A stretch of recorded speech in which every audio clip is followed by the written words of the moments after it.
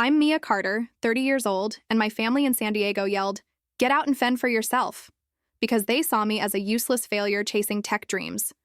My brother just laughed, thrilled to watch me go. None of them knew I had $3 million hidden from my mobile app startup they'd ridiculed for years. It all began one humid evening in our family home. Dad, Gerald Carter, exploded in the living room, veins popping. "You're done here, Mia. No more handouts for your app nonsense." Mom sat silent, her face a mask of judgment. My brother Ryan smirked from the doorway, chuckling. About time. Good riddance. I'd built an app changing online fashion shopping, but to them, it was a joke. They demanded I work in our failing clothing store. Instead of arguing, I grabbed my keys and walked out stone-faced. The door slammed shut. 2 weeks later, my party invite hit their mailbox. A bombshell that flipped their world and buried their lies. It started on a humid evening in our family home outside San Diego. The living room felt smaller than usual with everyone gathered after dinner. Dad, Gerald Carter, paced back and forth in front of the old brick fireplace we'd had since I was a kid. His face grew redder by the second as he waved a stack of bills from the clothing store. "Mia, this can't go on," he barked, slamming the papers onto the coffee table. The store's bleeding money hand over fist because of online giants and malls sucking up all our customers. And where are you? Hiding in your room, tinkering with that app garbage instead of helping out like a real family member. I sat on the edge of the worn leather armchair, trying to stay calm. Mom, Denise Carter, perched on the floral-patterned sofa across from me, her hands folded tightly in her lap. She didn't look me in the eye, just stared at the faded rug. "We've carried you long enough," she said in that flat tone she used when she wanted to sound reasonable but really meant business. "Your lifestyle is just drifting aimlessly. No steady job, no contributions to the store your father built from nothing. It's embarrassing at church and with the neighbors." Then my brother Ryan chimed in from his spot slouched against the wall near the kitchen doorway. At 33, he worked as a high-end sales rep for a chain store downtown, and he never missed a chance to remind everyone. "Come on, Dad's right," he said with a grin that didn't reach his eyes. "I've got a real career, commissions rolling in, benefits, the works." Meanwhile, Mia's still pretending her little tech hobby pays the bills. Maybe it's time she faces reality and gets out there on her own. I leaned forward, heart pounding but voice steady. "It's not a hobby, Ryan. Dad, Mom, this app I'm building with my partner, Tyler Holt, personalizes fashion recommendations based on user data and trends. We've got beta testers from local boutiques already, and it's gaining traction. The store could even integrate it to boost sales against the competition." Gerald stopped pacing and pointed a finger right at me, his voice rising to thunder. "Trafficking? What kind of nonsense is that? We don't need your fancy ideas. We need hands on deck, folding shirts, and ringing up customers. You've been mooching off us since college dropout days. No more." Denise nodded slowly, finally meeting my gaze with a sigh. "Your brother pulls his weight. He even helps with inventory on weekends. You're just floating through life, Mia, and it's dragging us down." Ryan pushed off the wall, stepping closer with that smug look he saved for family arguments. "Exactly. I've got stability, apartment in the city, new deals every month. You still crashing here, rent-free? Dad, cut her loose. Let her fend for herself out in the real world." The words hung heavy, but I saw the writing on the wall. Gerald's face twisted in frustration, years of store struggles boiling over. "That's it," he roared, voice echoing off the walls. "Get out and fend for yourself, Mia. Pack your things and go. We can't enable this fantasy anymore." I stood up slowly. No tears, no outburst. The betrayal hit like a quiet storm. These were the people who'd raised me, now turning on me over a sinking business they refused to adapt. Ryan's chuckle from the corner sealed it, low and mocking, as if my exit was the punchline he'd waited for. Without another word, I headed upstairs to my room, grabbed a duffel bag stuffed with clothes, my laptop, and essentials. Nothing from their world. Downstairs, they watched in stunned silence as I zipped the bag.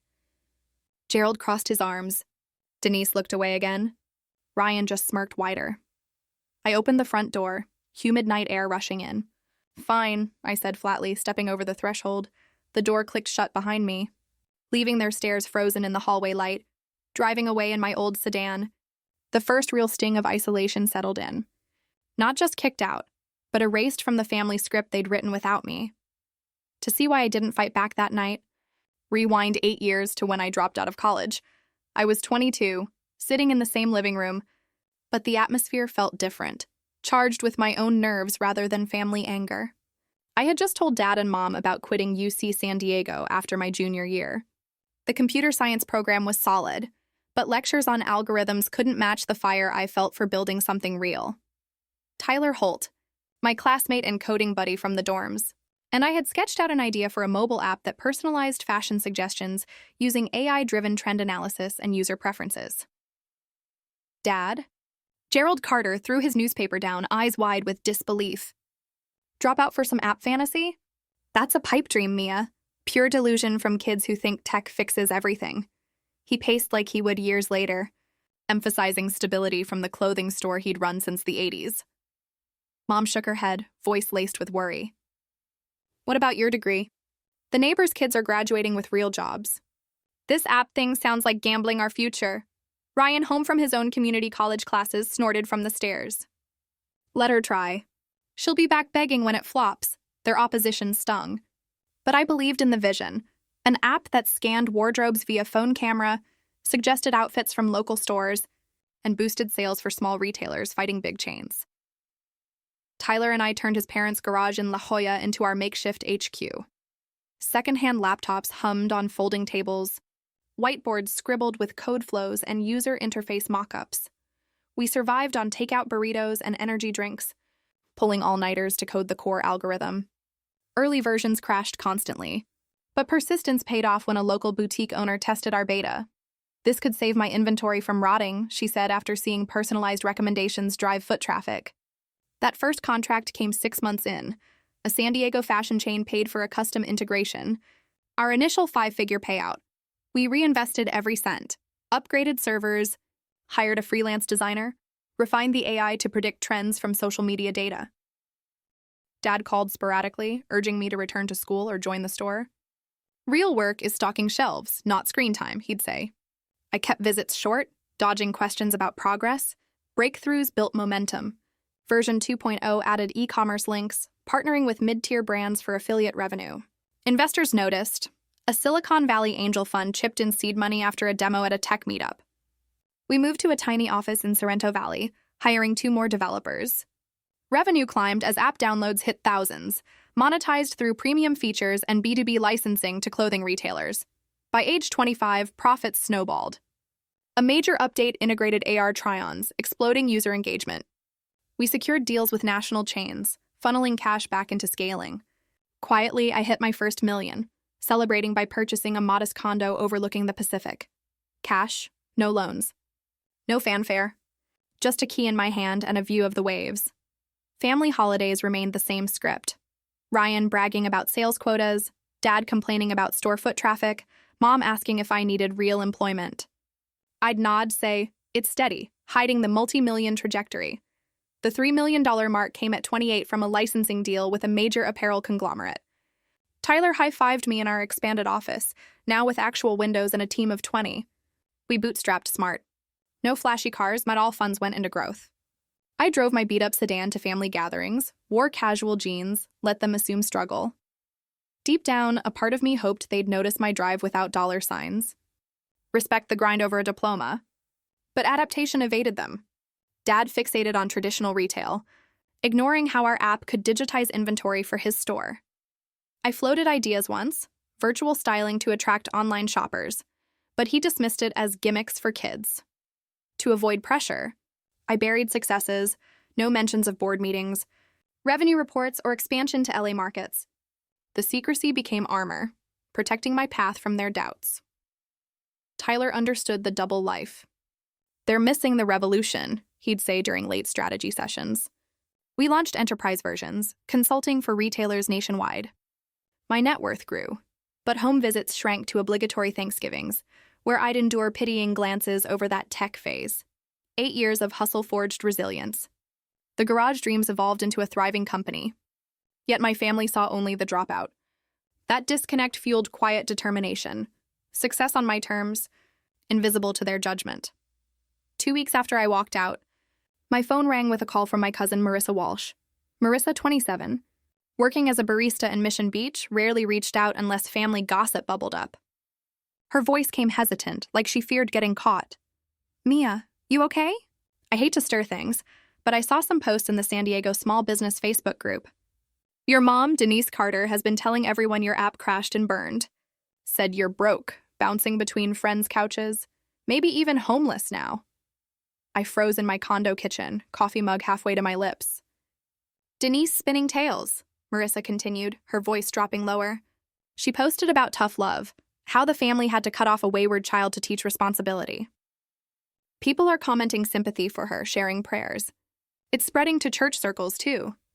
Hanging up, anger simmered, but I needed proof. Logging into an old savings account from my teen years, one I'd forgotten to fully close after moving out, revealed the gut punch. 2 withdrawals, 3 days apart, $15,000 total. Transaction notes showed internal transfers, then a cashier's check issued. The authorizing signature? Denise Carter? Still listed as cosigner from when my parents helped set it up for emergencies. My stomach dropped. That money came from early freelance gigs I'd stashed away, seed funds Tyler and I used before big contracts. Denise had marched into the bank, used her access, and drained it without a whisper. No text, no call. Just gone. Scrolling Instagram next, Ryan's profile lit up with fresh posts. There he was, grinning beside a sleek sports coupe, chrome rims gleaming under the San Diego sun. Caption read, "Upgrade game strong. Thanks to the folks for the hookup on this beauty. Family pulls through when you hustle, right? New ride, cash sales life." Comments from his sales buddies poured in, likes from store regulars. The timing matched the withdrawals perfectly. Down payment on a luxury lease he couldn't afford on commissions alone. The favoritism crystallized. Ryan, the golden son with his steady retail gig, got rewarded, while I got lectures. Denise painted me as destitute to play the martyr mom, casting them as victims of my failures. It wasn't passive disappointment anymore. This was calculated theft to prop up his image, using my hidden earnings against me. I slammed the laptop shut, pacing the ocean view balcony. Confrontation tempted me, dialing Denise to demand answers, storming Ryan's apartment. But rage cooled to strategy. They'd twisted my silence into their narrative. A direct fight would feed it. Better to dig deeper, uncover the full rot before striking. Pulling bank statements, patterns emerged, accounts linked to family joint ventures, hints of store debts bleeding into personal finances. Denise's church posts amplified the smear. Screenshots from Marissa showed her tearful updates about praying for our lost daughter, struggling on the streets. Local forums buzzed with pity. For the Carters, my app dismissed. As a scam gone bust, Ryan's feed dug the knife deeper. Stories of test drives, dealership tags, tagging mom with hearts. The $15,000 explained the impossible upgrade.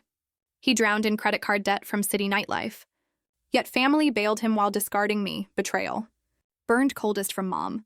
The woman who'd co-signed for safety now weaponized it. Years of her subtle digs about my path now escalated to public humiliation and theft. Ryan's laugh from that night echoed in my head. But this proved systemic bias. Him thriving on my dime.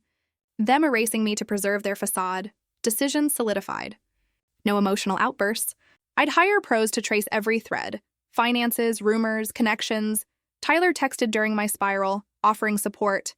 But I kept details close. This demanded precision, not panic. The double life I'd maintained for success now armed me. Their ignorance was my edge. Marissa followed up with more screenshots, warning of escalating chatter. I thanked her, voice steady, already plotting next moves. The theft wasn't random. It tied to deeper desperation.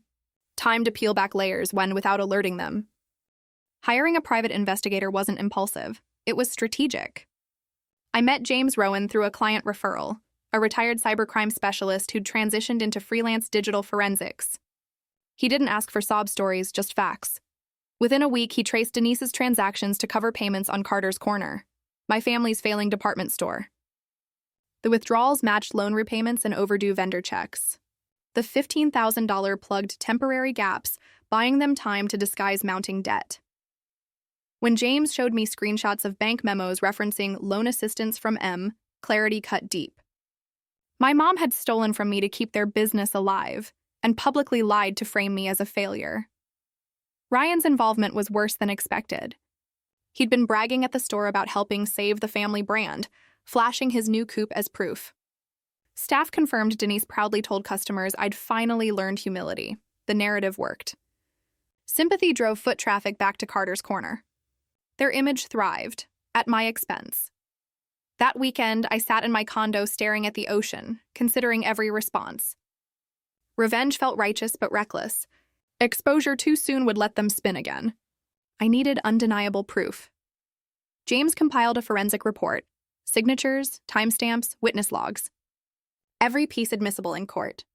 I didn't plan to sue yet. Legal firepower was leverage. Meanwhile, Tyler noticed my detachment at work. "You're miles away lately. What's going on?" I exhaled slowly. Family took what wasn't theirs. "I'm fixing it quietly," he nodded. "Then fix it loud when the time's right." Weeks passed, data accumulating. One email thread stood out, between Denise and Ryan. She wrote, "Don't worry, no one will believe her if she says anything. Everyone already thinks she's spiraling." That line hardened resolve into steel. By December, our company hit another milestone: acquisition interest from a global fashion conglomerate. Tyler prepped negotiations while I plotted my own reveal. I designed a plan with 3 objectives: expose the theft, reclaim my narrative, and leave no room for denial. The setup began innocently. I RSVP'd yes to the annual Carter family Christmas dinner, the first in nearly 3 years. Denise's Facebook post glowed with pride. Family reunited for the holidays. Miracles happen? Perfect. Let her believe it. The night arrived, crisp air biting as I parked outside their suburban home. Through the window, lights flickered over garlands and family photos, all of them smiling, except the daughter erased from the story. Ryan opened the door first, grin plastered like nothing ever happened. "Look who decided to show up," he said, pulling me in. The coupe gleamed in the driveway behind him. Inside, Denise wore holiday red, laughter rehearsed. "Oh, Mia, we've missed you, sweetheart. Everyone's been praying for you." The hypocrisy hit like acid. Dinner played out under false warmth. Turkey, small talk, polite digs. Denise asked, "Still chasing those apps? Or thinking of coming back to something stable?" I smiled faintly. "Actually, I've been managing something steady," Ryan chuckled. "Guess we all grow up eventually." I let them talk. They didn't notice my laptop bag tucked by the chair. When dessert came out, I stood. "Before we eat, I want to share something." "A little slideshow about my year," Denise clapped. "How sweet." I connected the laptop to their living room TV. The screen flickered, then displayed transaction logs, side-by-side comparisons of bank records, Facebook screenshots, and the message thread between Denise and Ryan. The room froze. Ryan's fork dropped. Denise's color drained. I didn't raise my voice. "You stole from me, lied about me, used my savings to fund this house of pity." Denise stammered. "Mia, we can explain—" "No," I cut her off. "You can't. The report's already filed. Every cent accounted for. And just so you know," I clicked again, revealing the headline mock-up of an upcoming press feature. "Local dropout builds 40 Malners. Fashion tech empire, quietly." Tyler had arranged the PR drop that morning. "I don't need your apology," I continued. "I came to return something." From my bag, I pulled the cashier's check copy, framed. A reminder of how little you thought I was worth. I set it on the table and walked out. Outside, the ocean air felt sharper, cleaner. Behind me, muffled shouting erupted inside the house, panic over what I'd done. By morning, the article went live. Comments flooded in. My company's name trended across LinkedIn, investors praised perseverance, and Denise's Facebook posts vanished one by one. Marissa texted 3 words. "They're imploding, finally." Ryan's dealership brag posts disappeared next. Carter's Corner's Yelp page filled with backlash over family drama and fraud. Within weeks, the store shut down permanently. I didn't celebrate. Closure wasn't joy, it was release. Tyler poured champagne in the office that Friday, lifting his glass. "To building from betrayal," I smiled.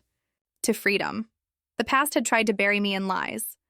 But the truth, and quiet patience, built something unshakable.